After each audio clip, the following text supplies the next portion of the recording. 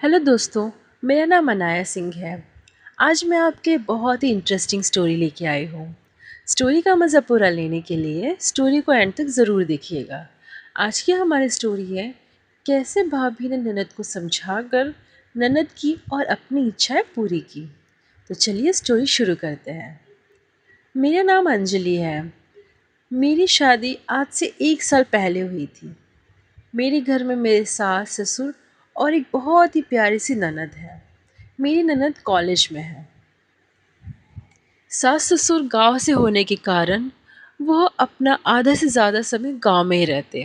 साल के कम से कम 7 से 8 महीने वो अपने गांव में ही बिताते। उन्हें गांव में रहना पसंद था। अपने लोग, अपनी मिट्टी, उन्हें उनमें बहुत खुशी मिलती थी। मेरे हस्बैंड शादी के 1 साल तक तो मेरे साथ रहे, लेकिन अचानक उनकी पोस्टिंग ऐसे शहर में हो गई जहाँ से 5 से 6 महीने के पहले आना बहुत मुश्किल था। इस कारण मेरे सास ससुर जी 2 महीना रुक गए, लेकिन उन्हें भी अब यहाँ मन नहीं लग रहा था।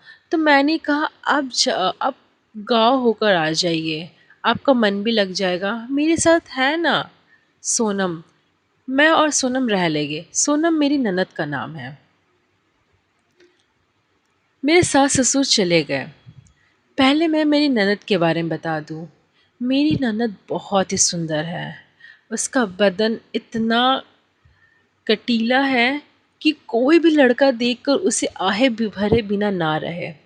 मोहल्ले के, कॉलेज के सारे लड़के उस पे मरते हैं, लेकिन कोई उससे कुछ बोल नहीं पाता है, क्योंकि मेरा ससुराल काफ़ी बड़े घर घर का है। मेरे घर के लोग काफ़ी अमीर हैं और काफ़ी इज़्ज़त वाले हैं, और मेरे पति का बहुत रुआब भी है, तो सब डरते हैं। अब मैं बताती हूँ मेरे बारे में। मेरी उम्र है 25 साल। मैं भी दिखने में कुछ कम नहीं हूँ। मेरी ननद मुझे बार बार कहती है, भाभी आप इतने सुंदर कैसे हैं? आपको तो मेरे भैया से भी ज़्यादा कोई सुंदर मिल सकता था। आपकी तो शादी किसी हीरो से होनी चाहिए थी। अब बहुत सुंदर है। वो बार बार मेरी भलाई लेती और मेरी तारीफ करती। मैं कहती, ननद जी आप कम थोड़ी ना हैं, आप तो मुझसे कई ज़्यादा सुंदर हैं। आपको तो कोई एक्टर से भी अच्छा मिलेगा। और वो हम दोनों हंस के रह जाते। सास ससुर जी चले गए थे।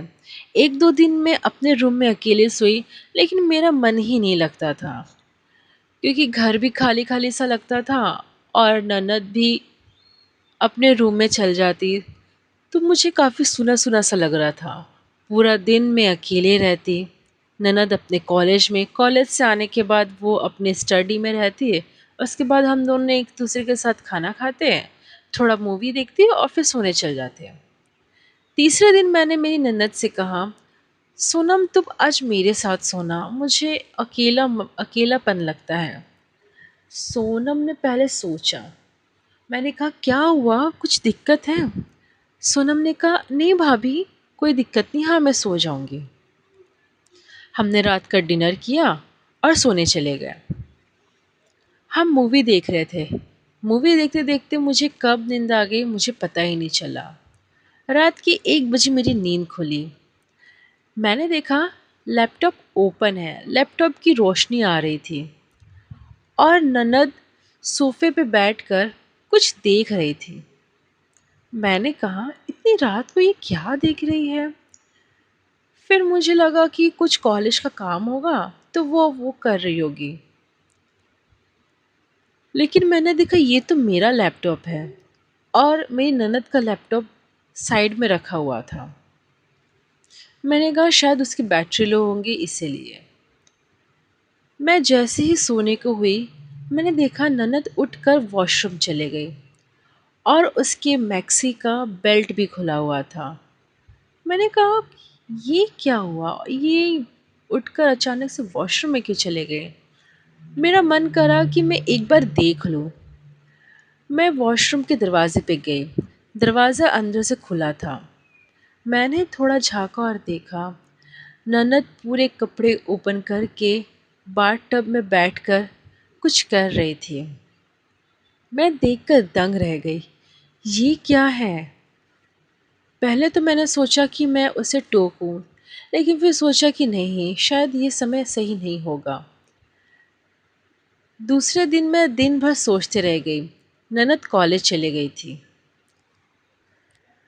फिर मैंने सोचा नहीं, ये तो उम्र होती है, सबका मन होता है ये सब करने का। उसी तरह ननद भी यंग है तो उनका भी मन होता ही होगा। मैंने इस चीज़ पे इतना गौर नहीं किया। लेकिन अब ननद मेरे साथ डेली सोती थी और वो डेली ये देखती थी। मेरा मन करा मैं एक बार उससे पूछ लूं। एक दिन मैंने देखा ननद उठकर सीधा वॉशरूम में गई और अंदर से कुछ कामुक आवाज़ें आ रही थी। मैंने सोचा जाकर देखूं तो ननद ऐसा क्या कर रही है जो इतनी आवाज़ें आ रही है। वह अपने बदन पे काफ़ी ज़ोर ज़ोर से रगड़ रही थी अपने हाथों को, और वो मदहोश सी हुए जा रही थी। मैं दंग रह गई। मैंने सोचा अब तो मुझे बात करनी ही होगी।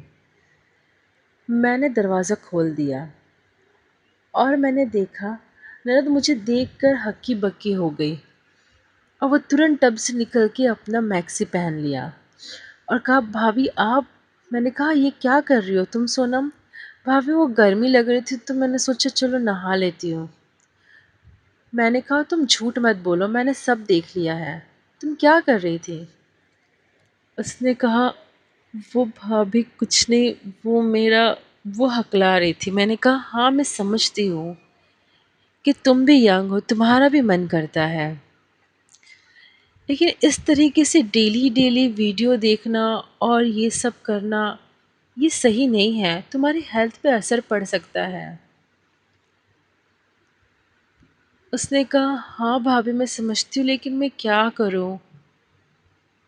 मैंने कहा, चलो कोई बात नहीं, चलो पहले बेडरूम में चलो। मैं उसे बेडरूम में लेके आई। वो शर्मा रही थी और उसे इंसल्ट जैसा भी फील हो रहा था कि मैंने उसे देख लिया। लेकिन सच बताओ दोस्तों, मेरा भी कहीं न कहीं मेरी ननद को देखकर मन कर गया था कि मैं भी कुछ करूं, क्योंकि काफ़ी दिनों से मेरे हस्बैंड नहीं थे। काफ़ी दिनों क्या, काफ़ी महीनों से मैंने खुद को बस अपने मन मार के शांत कर रखा था। लेकिन जब मैं ननद को देखने लगी थी तो मैं खुद को भी रोक नहीं पा रही थी। मैंने ननद से कहा, देखो सोनम, जो तुम्हारी हालत है वो भी मेरी हालत है, मेरी भी सेम हालत है। हम दोनों अभी लाचार हैं, ना तुम कुछ कर सकती हो बाहर जाकर, ना ही मैं। तो क्यों ना हम एक दूसरे का साथ दें और एक दूसरे की इच्छाएं पूरी करें, जिससे हमें किसी बाहर वालों को बुलाना भी नहीं पड़ेगा, ना बाहर जाकर हम अपने रिश्तेदारों को और मैं अपने पति को धोखा दूंगी। सोनम ने कहा, भाभी मैं कुछ समझी नहीं। मैंने कहा, देखो, तुमने लड़कियों का तो सुना ही होगा कि लड़कियां भी एक साथ एक दूसरे को खुश कर सकती हैं। सोनम ने कहा, हाँ मैंने देखा भी है और सुना भी है, तो क्यों ना आज हम वो ट्राई करते हैं। सोनम ने कहा, भाभी अब कंफर्टेबल तो है ना? भाभी ने कहा, मैंने कहा, हाँ बिल्कुल, मुझे कोई दिक्कत नहीं, तुम कंफर्टेबल हो ना? उसने कहा, हाँ। फिर क्या था, हमने अपने मैक्सी उतारे और शुरू शुरू हो गए। मेरी ननद की जो भी इच्छाएं थी मैंने वो सारी पूरी की और उसने मेरी। हम दोनों ने एक दूसरे की प्यास बुझाई और एक दूसरे को खुश कर दिया। अब तो मेरे पति जब तक वापस नहीं आए थे तब तक हमने बहुत मज़े किए। हम दिन भर अपने कामों में रहते, वो अपने कॉलेज में रहते। शाम को डिनर करके हम एक दूसरे को खुश करने में लग जाते। हमारे दिन बहुत अच्छे कट रहे थे। मेरे पति जब भी फ़ोन करते मैं बहुत चिकचिकाते हुए कॉल करती और बहुत खुश मिजाजी में बात करती। वो मुझसे पूछते, क्या बात है आजकल तुम बहुत खुश रहती हो? कोई बॉयफ्रेंड तो नहीं बना लिया है? मैंने कहा नहीं, बॉयफ्रेंड तो नहीं, लेकिन हाँ, अब मुझे मेरे घर में ही बहुत खुशी मिलती है, तो मुझे बाहर के क्यों बनाना। वो समझे नहीं, वो मुझे कहे तुम पागल हो सही में, और वो हंस के रह गए। अगर आपको स्टोरी पसंद आई हो, स्टोरी को एक लाइक ज़रूर करिएगा, चैनल को सब्सक्राइब कीजिएगा, बेल आइकन पे क्लिक कीजिएगा, ताकि स्टोरी अपलोड होते ही तुरंत आपको नोटिफिकेशन मिल जाए और आप स्टोरी का पूरा मज़ा ले सकें। Thank you.